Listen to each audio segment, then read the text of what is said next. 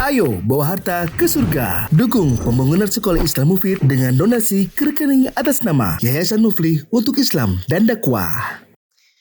Bismillahirrahmanirrahim. Assalamualaikum warahmatullahi wabarakatuh.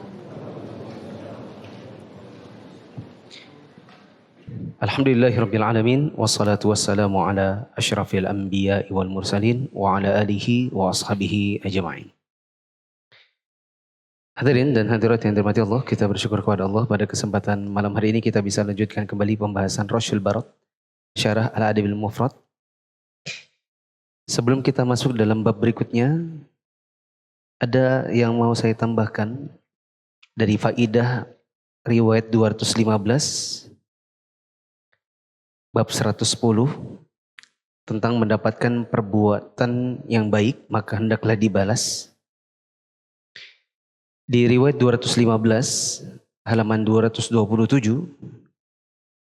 ada perkataan Nabi SAW, wa man tahalla bima lam yu'ta faka'annama labisa thawbai zur. Siapa yang berhias dengan busana yang tidak diberikan untuknya, maka seolah ia berbusana dengan dua pakaian palsu. Riwayat ini datang dalam bentuk yang lain. Sebagaimana sudah dibahas, Nabi SAW mengatakan, al-mutasyabbi'u bima lam yu'ta kalabisi thawbai zur. Orang yang kenyang dengan sesuatu yang tidak diberikan kepadanya, maka dia seperti pemakai pakaian palsu. Waktu itu konteksnya adalah seorang perempuan datang kepada Nabi SAW. Kemudian dia bilang, ya Rasulullah, bagaimana kalau saya punya madu, yaitu istri lain dari suami saya, terus saya berpura-pura diberikan sesuatu oleh suami saya, padahal saya tidak diberikan oleh suami, tapi saya sengaja begitu supaya bikin cemburu madu yang lain. Maka Nabi SAW mengatakan, yang kenyang dengan sesuatu yang tidak dipunya, maka dia seperti memakai dua pakaian palsu. Yaitu pujian yang dia dapatkan adalah palsu, sementara sebab dari pujian itu palsu juga. Nah, waktu itu kita ada 9 faidah. Nah, faedah ke-10 ini yang mau saya tambahkan. Saya juga baru terfikir waktu dengarkan penjelasan ini dari Ustadz Firanda Andirja, hafizahullah. Faedah yang beliau sebutkan ketika membahas hadis ini adalah kalau seseorang punya sesuatu untuk kemudian dipuji saja dia tidak boleh memamerkannya, apalagi yang pura-pura.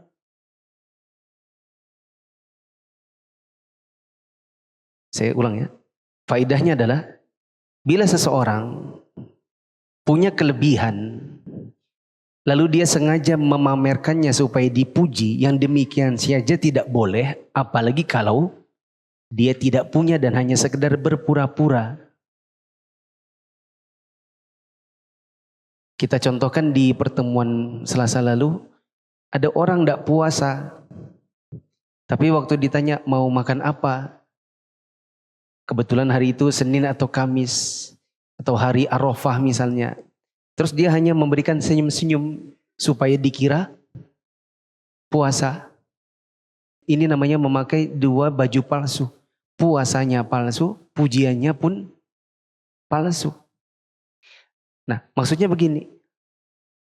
Kalau yang puasa beneran saja nggak boleh untuk memamerkan supaya dia diketahui orang berpuasa, apalagi cuma pura-pura. Paham? Ada orang ditanya, berapa juz sekarang hafalanmu? Terus dia bilang, itu tidak usah ditanya, itu khawatir mengganggu keikhlasan. Padahal cuma setengah juz misalnya. Tapi dikesankan seolah-olah hafalannya banyak. Nah, faedah yang ke-10 ini maksudnya adalah, bila orang yang benar-benar hafalannya banyak saja tidak boleh memamerkan hafalannya, apalagi cuma pura-pura. Ya. Lalu beliau kemarin di syarah riwayat ini, beliau Ustaz Firanda contohkan, ada orang misalnya hafalannya banyak. Bahkan dia bisa nyebutkan hadis beserta nomor-nomor dan sudut-sudut kanan kiri atasnya. Jika seandainya memang dia benar-benar hafal, dia saja tidak boleh memamerkannya supaya terkesan pintar dan banyak hafalan, apalagi yang cuma dihafal. Lalu beliau kasih contoh, kita pernah dulu dengar kajiannya Syekh Abdul Muhsin Al-Abbad, bapaknya Syekh Abdul Razak. Pernah di satu kajian Syekh Abdul Muhsin, ayahnya Syekh Abdul Razak ini bilang, hadis ini diriwayatkan oleh Imam Fulan pada nomor sekian dari hadis dari sahabat Fulan. Terus supaya tidak dikira orang hafal beserta nomor-nomornya, maka beliau bilang, jangan sekalian mengira saya menghafal karena saya tadi baru saja membacanya. Paham? Sebelum nanti dikira orang bahwa beliau benar-benar menghafal hadis beserta nomor-nomornya, maka beliau langsung memberikan apa? Disclaimer. Beliau bilang, jangan kalian mengira saya menghafal beserta nomornya, karena hadis ini saya hafal nomornya karena tadi baru saja baca. Luar biasa para ulama kita. Mereka adalah para ulama yang benar-benar kalibernya ulama. Pada hal-hal yang seperti itu mereka khawatir kalau kemudian mendapatkan pujian palsu, maka mereka pun segera memberikan disclaimer bahwa saya tidak sedang menghafal atau menghafal seluruh hadis ini beserta nomor-nomornya. Tidak sebagaimana sebagian orang yang memang sengaja untuk mengesankan seolah-olah dia hafal, padahal sebenarnya itu adalah materi yang sering diulang-ulang. Saking seringnya diulang-ulang maka sampai hafal sudut-sudutnya. Nah, ini faidah ke-10. Kemudian tambahan faidah untuk nomor 216. Ini juga pertemuan minggu lalu. Yaitu pada hadis Nabi SAW beliau mengatakan, man ista'adha billahi fa'aidhu. Siapa yang memohon perlindungan kepada Allah dengan menyebut nama Allah, maka lindungilah dia. Ya. Begitu juga siapa yang meminta kepada kita dengan menyebut nama Allah, maka berilah dia. Maka faidah yang ke-6, karena minggu lalu baru sampai 5 saja. Faidah ke-6 adalah, kecuali apabila kita tahu akan memudaratkan. Jadi kesimpulannya, barang siapa yang meminta perlindungan atau meminta sesuatu dengan menyebut nama Allah, maka kita bisa lindungi dia atau kita berikan dia apa yang dia minta, kecuali apabila kita yakin akan ada mudarat. Sebagai contoh, kalau ada orang misalnya meminjam uang dengan menyebut nama Allah, dia bilang, saya menyebut nama Allah, Bismillah, tolong pinjamkan uang 100. Dan kita tahu orang ini tipenya adalah pinjam tapi tidak pernah balik. Sudah ditahdzir oleh banyak orang bahwa jangan pinjamkan si fulan karena si fulan itu orangnya tidak amanah. Dia minjam itu kayak minta, tidak akan pernah balik. Antum pinjamkan 10 juta, jangan harap kembali.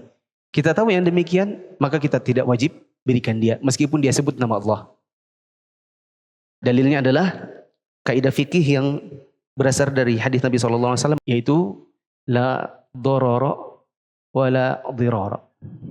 Tidak boleh memudaratkan diri sendiri dan tidak boleh juga memudaratkan orang lain. Memudaratkan diri sendiri diantaranya memberikan bantuan kepada orang yang justru membuat kita termudaratkan. Di minggu lalu saya contohkan ya, ada orang maling. Kemudian dia ketok-ketok rumah kita, tolong pak, saya dikejar orang. Kita khawatir kalau dia masuk di sini, malah rumah kita misalnya kacanya dilempari batu, rumah kita malah rusak nanti. Orang akan merangsek masuk dan merusak barang-barang kita. Ya, maka kita bilang, maaf mas, saya tidak bisa lindungi, silakan cari perlindungan yang lain. Bagusnya kantor polisi. Ya, maka tidak perlu atau tidak mesti ditolong. Wallahu a'lam. Kemudian kita di riwayat 219, minggu lalu ini tidak terbahas. Memang belum terbaca ya. Babnya 112, orang yang tidak berterima kasih kepada manusia, maka dia tidak akan mungkin bisa berterima kasih atau bersyukur kepada Allah. Ada riwayat 219, Nanti kita akan baca tidak ada hubungannya sama babnya. Tapi ada riwayat yang lain yang memuat riwayat 219 dengan 219 itu tergabung jadi satu riwayat. Lalu kemudian dipecah oleh Imam Al-Bukhari atau yang menuliskan buku ini, yang mencetaknya, dipecah jadi dua. Nanti 219 seolah-olah tidak ada hubungannya sama bab 112. Tapi kalau digabungkan sebagaimana pada sebagian riwayat, maka 219 ini adalah semacam penggalan dari 218. Silakan. Hadis ke-219. Musa bin Ismail mengabarkan kepada kami, ia berkata, Ar-Rabi' bin Muslim mengabarkan kepada kami, ia berkata, Muhammad bin Ziyad mengabarkan kepada kami. An Abi Hurairah radhiyallahu anhu anin Nabi sallallahu alaihi wasallam qala. Dari Abu Hurairah, dari Nabi SAW, beliau bersabda, Qala Allah Ta'ala di nafsi ukhruji. Allah Ta'ala berfirman kepada jiwa, keluarlah. Qalat la akhruju illa karihatan. Jiwa berkata, aku tidak akan keluar kecuali dalam keadaan terpaksa. Terus? Kandungan hadis, At-Tibi mengatakan, jiwa yang dimaksud dalam hadis tersebut bukan jiwa tertentu, melainkan jiwa secara mutlak. Ia tidak akan keluar dari jasad melainkan dalam kondisi diliputi ketidaksenangan karena pertautan antara dirinya dengan jasad begitu kuat, atau sehingga untuk lepas dari jasad membutuhkan usaha yang kuat. Langsung catatan. Catatan, pada sebagian manuskrip, hadis ini dan hadis sebelumnya dipadukan ke dalam satu hadis, dan hal tersebut benar berdasarkan teks hadis. Karena jika dipisahkan maka hadis yang pertama sesuai dengan topik, namun hadis kedua tidak sesuai dengan topik. Pengulangan dalam penulisan sanad merupakan kesalahan yang menyebabkan hadis tersebut terbagi menjadi dua. Ya. Saya kira jelas. Riwayat 219 ini menjadi tidak berhubungan dengan babnya karena dipisahkan dari riwayat 218. Ada sebagian manuskrip yang lain di mana riwayat ini dua-duanya bergabung jadi satu. Nah. Bab 113, babun ma'unatur rajuli akhahu. Bab ke-113, pertolongan seseorang terhadap saudaranya. Silakan. Hadis ke-220. Ismail bin Uwais mengabarkan kepada kami, ia berkata, Abdurrahman bin Abiz Zinad mengabarkan kepadaku dari ayahnya, dari Urwah, dari Abu Murawih. An Abi Dzarrin radhiyallahu anhu anin Nabi sallallahu alaihi wasallam. Dari Abu Dzar, dari Nabi SAW, Qila ayul a'mali khair? Ditanyakan kepada beliau, amal apa yang paling baik? Qala imanun billahi wa jihadun fi sabilih. Beliau menjawab, beriman kepada Allah dan berjuang di jalannya. Qila fa ayul riqabi afdal?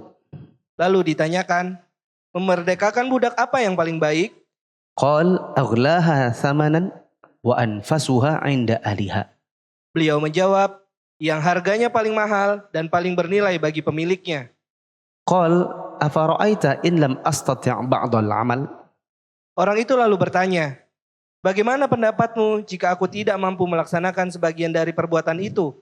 Qal fatu'inu dha'i'an, dalam riwayat lain sani'an, au tasna'u li akhraqa. Beliau menjawab, engkau bantu orang yang menjadi gelandangan atau melakukan itu kepada orang yang tidak mempunyai pekerjaan. Qal afara'aita in dha'aftu? Orang itu bertanya lagi, bagaimana jika aku tidak mampu? Qal tada'un nasa minasyarri fa innaha sadaqatun tasaddaqu atau tusaddaqu, atau saya dengar Syekh Abdul Razak sempat bilang tasaddaqu biha ala nafsik. Beliau menjawab, tidak berbuat buruk kepada manusia. Sesungguhnya itu adalah suatu sodakoh yang engkau bersodakoh dengannya kepada dirimu. Nah. Penjelasan kata? Penjelasan kata, fatu'inu doi'an, artinya orang yang kesulitan karena miskin dan fakir.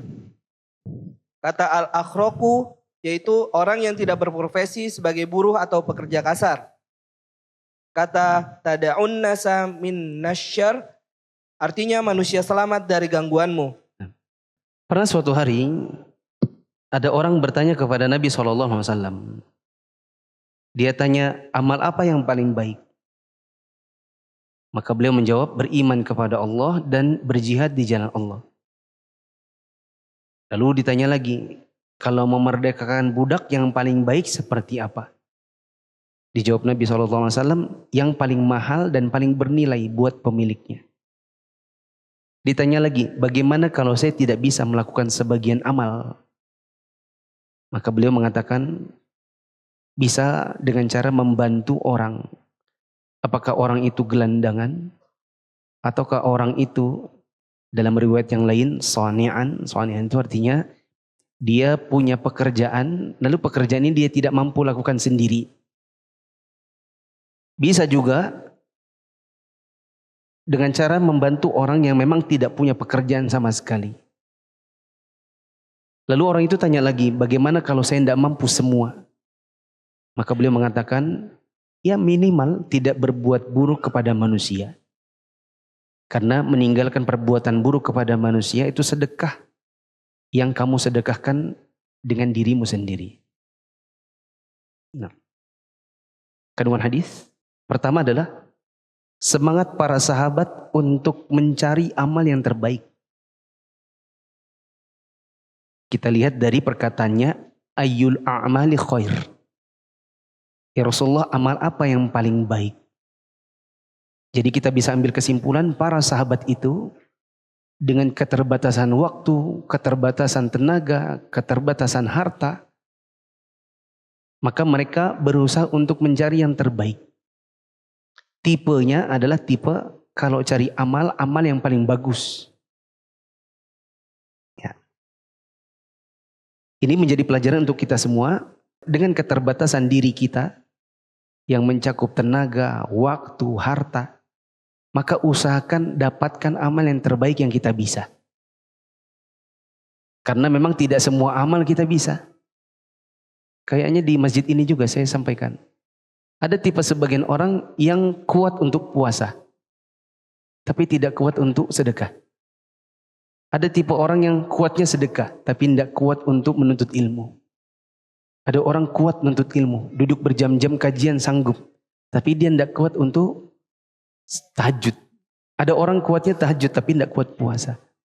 Nah, kita pelajari diri kita dari semua amal-amal yang tersedia, mana amal yang paling baik yang kita bisa, itu yang kita kerjakan. Dan kalau kita sudah bisa satu amal dan kita yakin kita bisa konsisten di situ, ini jangan ditinggalkan. Karena kalau amal yang lain sudah kalah, lalu yang konsisten ini ternyata nanti kalah semua. Paham? Kalau saya sendiri, saya tipikal yang kuatnya di menuntut ilmu. Saya bisa duduk dari ba'da subuh sampai zuhur, duduk, nulis, ngetik, nerjemah.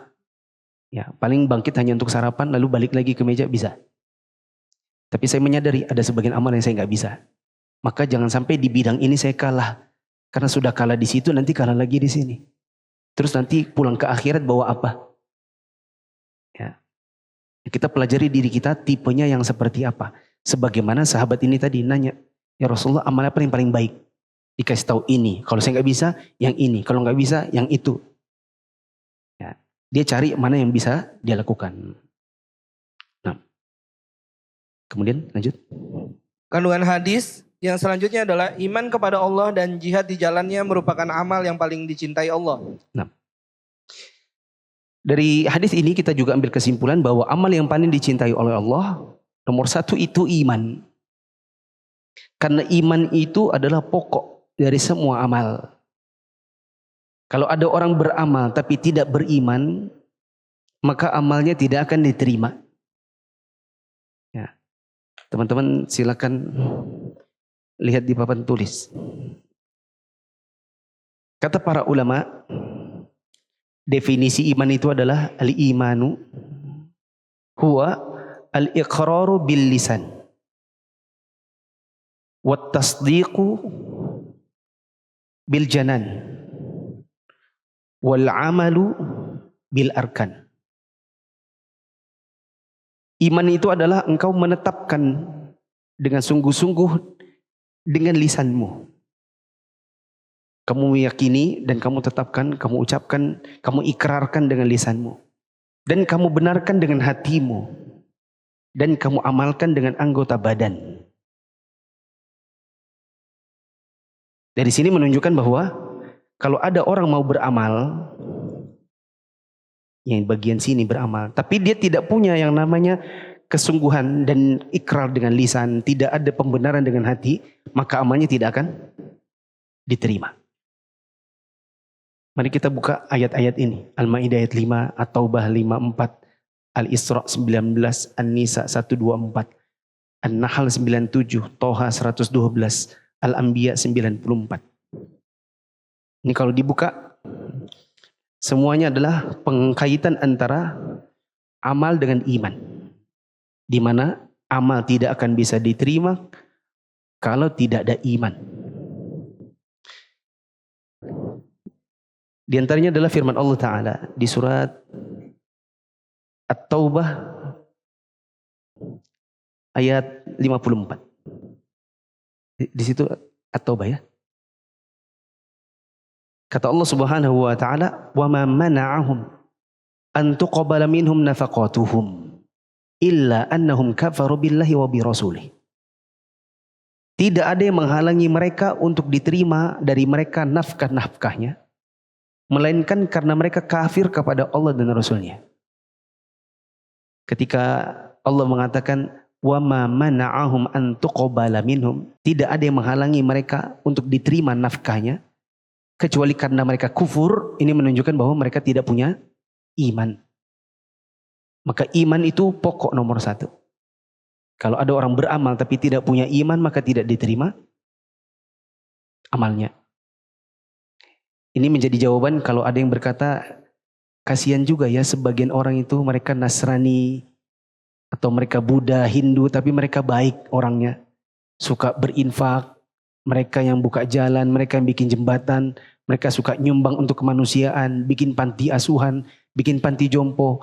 Kok nggak dikasih pahala? Jawabannya mereka tidak dikasih pahala karena tidak punya iman. Di surat Al-Maidah ayat 5. Allah mengatakan, "Wa may yakfur bil imani faqad habita 'amaluhu wa huwa fil akhirati minal khasirin." Allah katakan, barang siapa yang kufur sesudah beriman, maka hapuslah amal-amalnya dan dia di akhirat termasuk orang-orang yang merugi. Amalnya terhapus, ini menunjukkan tidak diterimanya amal. Ketika dilihat apa latar belakangnya adalah mereka kufur terhadap iman. Menunjukkan bahwa iman itu nomor 1. Allah mengatakan di surat Al-Isra ayat 19. "Wa man aradal akhirata wa sa'alaha sa'yaha wa huwa mu'min." Barang siapa yang menghendaki kehidupan akhirat dan berusaha untuk ke arah sana dengan sungguh-sungguh dan dia mukmin. Ini menunjukkan amal, ya, usaha untuk menuju akhirat dikaitkan dengan amal. Kalau kita lihat di firman Allah yang lain di surat An-Nisa 124, "Wa may ya'mal minas solihati min dzakarin aw unsa wa huwa mu'min." Barang siapa beramal soleh, laki-laki atau perempuan, dan dia beriman. Begitu juga nanti di surat An-Nahl, di surat Toha, di surat Al-Anbiya. Ini rata-rata adalah ayat yang menyebutkan tentang kaitan amal dengan iman. Tidak akan diterima apabila orang beramal tanpa iman. Nah, di riwayat ini juga disebutkan amal yang terbaik di sisi Allah diantaranya jihad. Tapi lihat sabda Nabi SAW, wa jihadun fi sabilihi. Jihad di jalannya, ini menunjukkan bahwa tidak semua jihad akan diterima. Jihad yang diterima hanya yang fi sabilillah, yang di jalan Allah. Bahkan kalau ada orang berjihad tidak di jalan Allah melainkan di jalan yang lain, misalnya jihadnya adalah supaya mendapatkan pujian, maka justru ini menjadi pendorong dia untuk bisa masuk dalam neraka yang paling awal. Yang sering ngaji insya Allah pernah dengar hadis Nabi SAW tentang orang-orang yang pertama kali dimasukkan di dalam neraka. Ada 4. Satu darinya adalah orang yang berjihad di jalan Allah. Kemudian ketika dia didatangkan di akhirat, lalu kemudian ditanya, apa yang sudah kamu lakukan? Dia bilang, saya berjihad di jalan Engkau ya Allah. Maka Allah mengatakan, kamu bohong. Dulu kamu berjihad bukan karena aku, tapi supaya kamu dibilang orang pemberani. Dan memang begitu, orang akhirnya bilang kamu pemberani. Lalu kemudian diseret dia dari mukanya, dilemparkan ke dalam api neraka yang paling awal. Ya. Syekh Abdul Razak bilang di dalam syarahnya beliau yang saya dengarkan tadi sore, sabda Nabi SAW, jihadun fi sabilil. Jihad di jalan Allah. Ini perlu penekanan sedikit dikarenakan, ya kata beliau, ada sebagian orang yang kamu dapati kalau untuk urusan sholat, untuk urusan haji, manasik, atau yang lainnya berupa amal-amal, mereka senang untuk bertanya kepada para ulama. Begitu untuk urusannya adalah peperangan, mereka tidak mau nanya sama para ulama, nanyanya sama orang-orang yang bukan pada kadar itu. Nanyanya sama politikus misalnya. Nanyanya sama orang-orang yang merupakan dai-dai yang biasa-biasa saja, bukan dari kalangan ahlul fatwa. Soalnya kalau nanti nanyanya kepada para ulama, nanti dibilangin tidak boleh jihad. Ya. Sekarang orang banyak tanya, bagaimana hukumnya pergi ke Palestina? Angkat senjata. Ya. Bisa apa enggak? Orang akan tanyanya bukan kepada para ulama ahli fatwa. Orang akan lebih senang untuk tanya kepada dai-dai kelas-kelas biasa. Ustadz-ustadz biasa yang non fatwa, bukan ahli fatwa. Kenapa? Soalnya kalau nanti tanya kepada para ulama, nanti dilarang. Ya. Soalnya mereka bilang berjihad itu harus dengan komando pemerintah. Nah, begitu. 2. Kandungan hadis yang kedua, dorongan agar membantu orang yang membutuhkan bantuan melakukan pekerjaan karena ia tidak mampu melakukannya seperti buruh. Ada faedah di sini bahwa kita didorong untuk membantu orang yang membutuhkan bantuan dalam melakukan pekerjaan karena dia tidak mampu melakukannya. Contohnya buruh. Nomor 2 ini berdasarkan sabda Nabi SAW, fatu'inu do'i'an, dalam riwayat lain sani'an. Di sini ada 2 riwayat, satunya do'i', satunya sani'. Saya tulis di sini aja ya. Ada riwayat fatu'inu, ada do'i'an, dan itu yang ada di buku. Ada juga riwayat lain sani'an. Kamu menolong do'i' atau menolong sani'. Bedanya di mana? Do'i' itu orang yang betul-betul kehilangan semuanya, yaitu gelandangan. Makanya tadi diterjemahkan di situ apa? Gelandangan. Orang yang doa, yang barangnya itu do'i, yang sudah tidak punya rumah, tidak punya apa-apa. Bisa juga sani', artinya orang yang punya kerja. Kamu bilang punya pekerjaan, tapi saya singkat saja. Punya pekerjaan, tapi tidak bisa sendiri. Tidak bisa sendiri. Misalnya kita lihat di jalan ada orang apa ya, mau ngangkat barang begitu, ke motor misalnya. Bapak-bapak sudah lansia, mau ngangkat tabung gas 12 kilo. Dia mau ngangkat, aduh gak bisa gitu. Akhirnya kita bantu. Sehingga naik, itu namanya sani'. Yaitu orang yang punya pekerjaan, tapi dia tidak sanggup untuk lakukan sendiri. Paham? Tadi juga disebutkan, au tasna'u li akhraqa. Engkau bantu orang yang tidak punya pekerjaan. Atau dia punya pekerjaan, tapi pekerjaan ini tidak mencukupi. Boleh dicatat di dekat nomor 2, di bagian bawahnya. Membantu orang yang ada pekerjaan tapi tak mencukupi. Ada pekerjaan tapi tidak mencukupi. Jadi di sini ada 3. Ada orang yang betul-betul gelandangan, lalu kemudian kita bantu misalnya makan, atau ada penampungan rumah di situ orang-orang yang tunawisma. Bisa juga kita bantu orang yang dia punya pekerjaan dan dia tidak bisa lakukan sendiri. Atau bisa jadi kita membantu orang yang dia punya pekerjaan tapi pekerjaannya tidak mencukupi. Contohnya orang di zaman sekarang ada yang jualan, tapi jualannya itu tidak laku. Ya, misalnya kita lihat bapak-bapak gitu ya, gotong-gotong. Salah satu yang mungkin berat menurut saya itu adalah yang gotong-gotong bangku panjang itu. Kan biasanya digotong pakai kayu ya, di pundak. Ada bangku panjang di belakang, bangku panjang di depan. Ya. Mungkin bisa jadi hari itu kalau nggak laku dia makan apa kira-kira. Misalnya ada orang punya kelebihan harta, terus dia bilang, "Pak, sini saya beli. Tapi tolong taruh di masjid misalnya." Ya, wakaf, tulisin dulu, wakaf. Kasih spidol. Ini bantu orang yang dia punya pekerjaan tapi tidak cukup. Kita lihat ada sebagian orang yang jualan tertentu, yang jualannya itu kalau sehari belum tentu laku semua. Kemudian kita borong jualannya. Ini bagian dari membantu orang yang punya pekerjaan tapi tidak mencukupi. 3.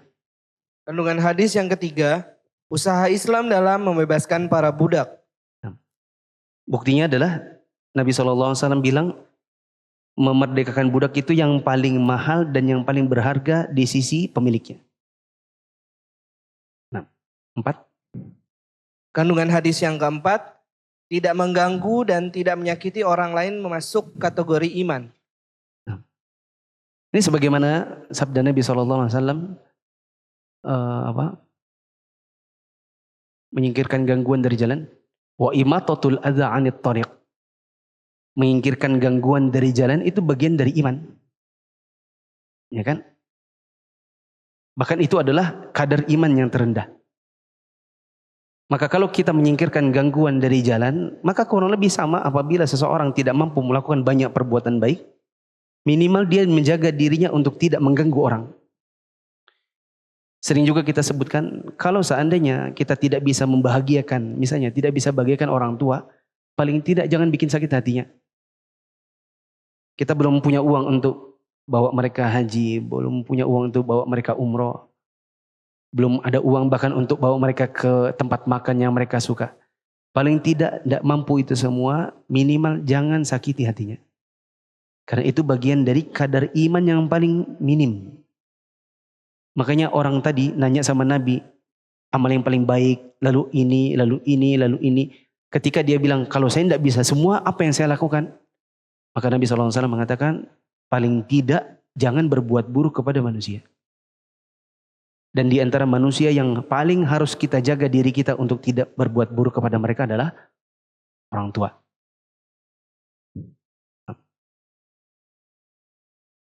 Kelima, tidak ada di situ, bisa dicatat.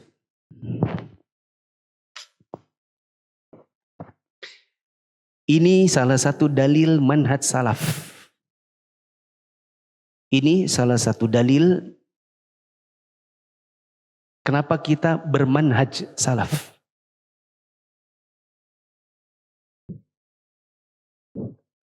Apa itu manhaj salaf? Yaitu beragama dengan metodologinya para salafus saleh. Siapa salafus saleh? Para sahabat, para tabi'in, para tabi'ut tabi'in. Di antara dalilnya adalah dikarenakan mereka para salaf itu tipe-tipe orang yang kalau mau beramal itu bukan cari yang paling ringan. Bukan cari yang paling mudah. Bukan cari yang enaknya. Tapi yang mereka mau adalah mana yang terbaik di sisi Allah. Jadi kalau kita mau beramal, mau beragama, mau agama kita lurus, mau meniti jalan yang lebih jelas secara keilmuan, secara kepastian menuju surga, maka itu adalah manhajnya para salaf. Ya, dikarenakan tipe mereka ini tipe yang lebih layak untuk dicontoh. Mereka tipe-tipe orang yang kalau beramal cari yang paling bagus.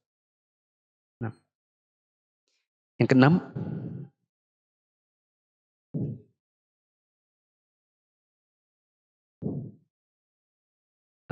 amal itu punya tingkatan.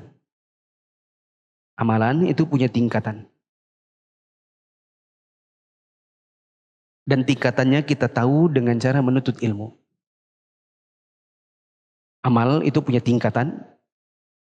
Terlihat dari pertanyaan orang tadi, apa amal yang terbaik? Kalau ada kata terbaik, berarti ada yang di bawahnya lagi, ada yang di bawahnya lagi.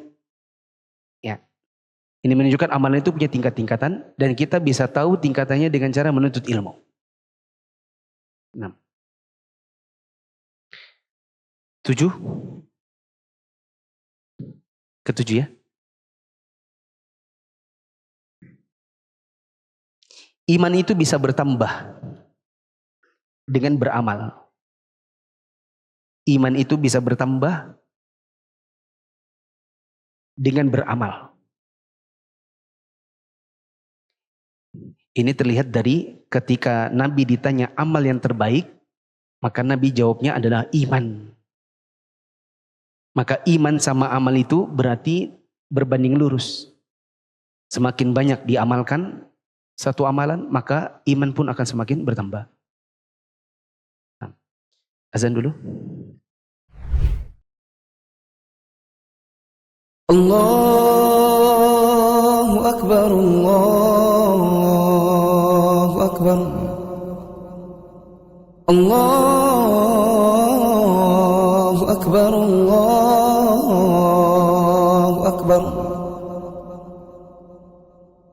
Asyhadu an la ilaha illallah.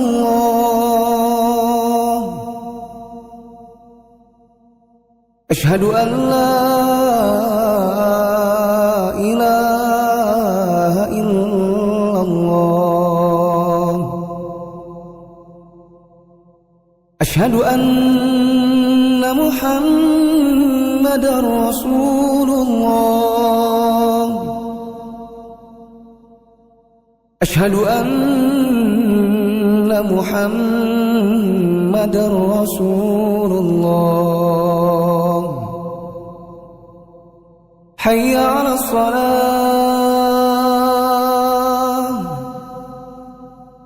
Hayya 'alas shalah. Hayya 'alal falah. Hayya 'alal falah. Allahu Akbar, Allahu Akbar. La ilaha illallah.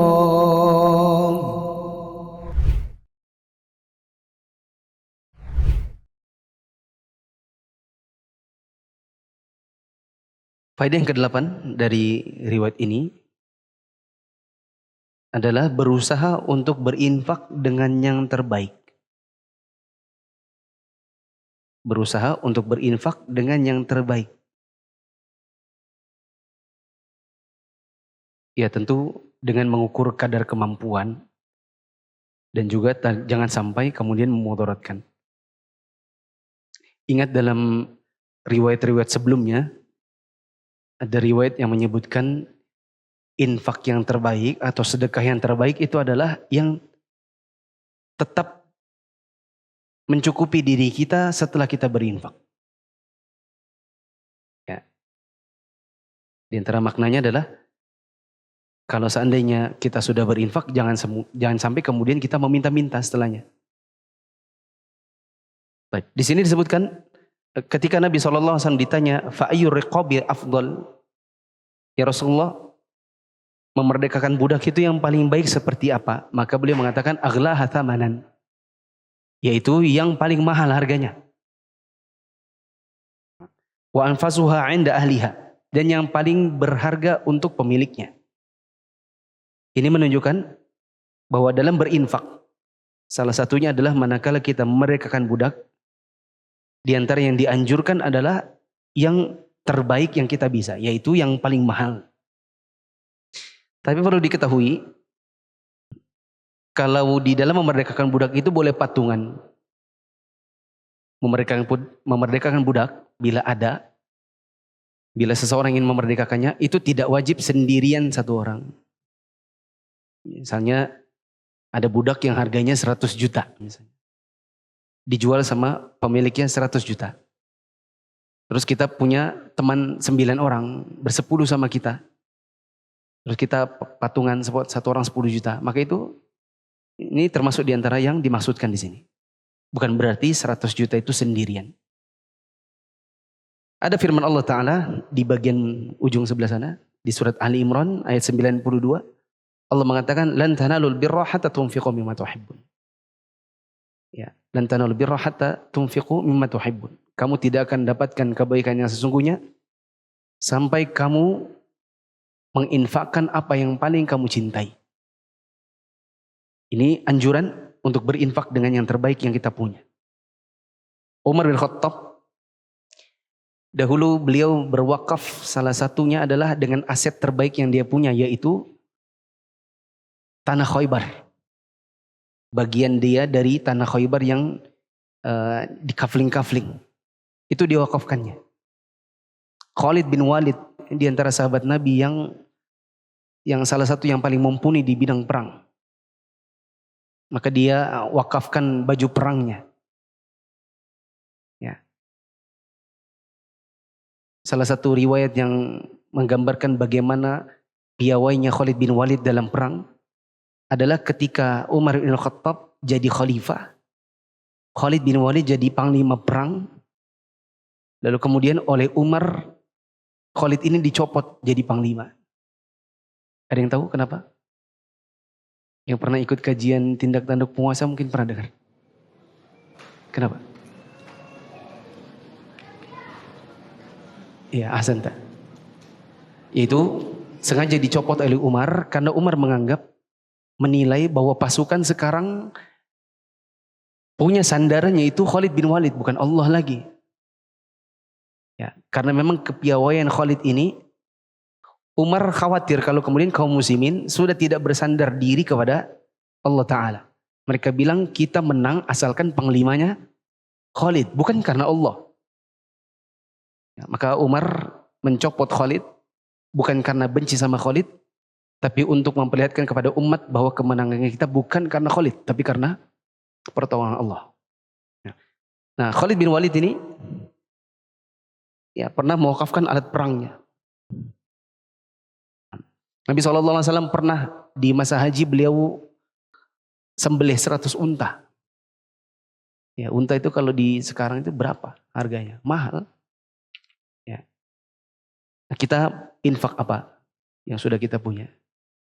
Kalau alhamdulillah Ustaz, kan sabda Nabi SAW, ahabbul a'mali 'indallahi adwamuha wa in qalla. Amal yang paling dicintai oleh Allah itu adalah yang meskipun sedikit tapi rutin. Jadi saya 10.000 tiap Jumatan. Oke. Alhamdulillah, daripada enggak. Tapi apakah itu yang terbaik yang kita punya? Nah, antum lebih tahu.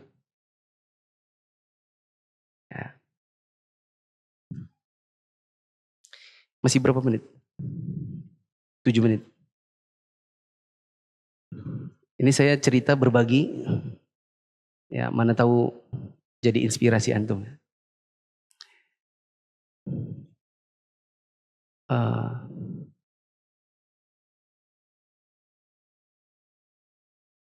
Cerita nggak ya? Ada Kai nggak ya? Ini ceritanya Kai ya.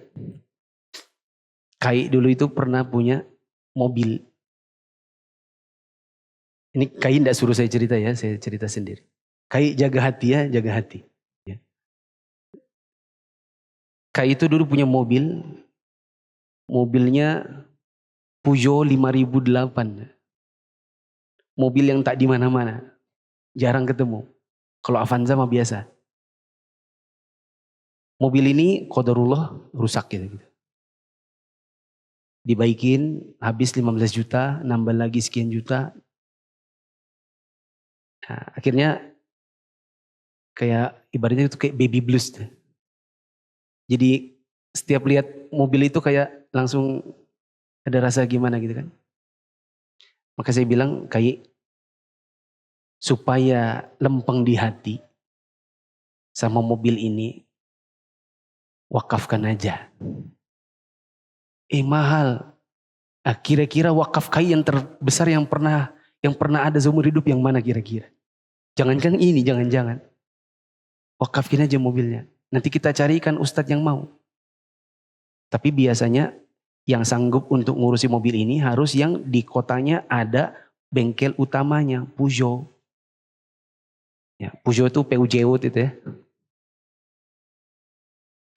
Singkat kata,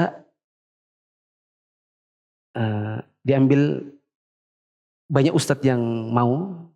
Akhirnya kita putuskan kita kirim ke Ustadz Khalid Basalamah. Karena beliau bilang nanti insya Allah kita rawat, kita masukin bengkel.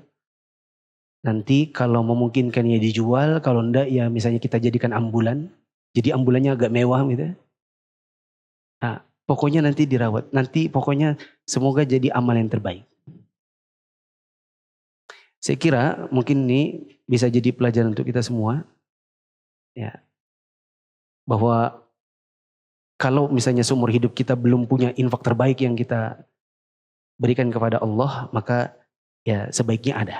Sebaiknya diadakan gitu. Nah. Demikian subhanakallahumma wa bihamdika asyhadu an la ilaha illa anta astaghfiruka wa atubu ilaik. Assalamualaikum warahmatullahi wabarakatuh.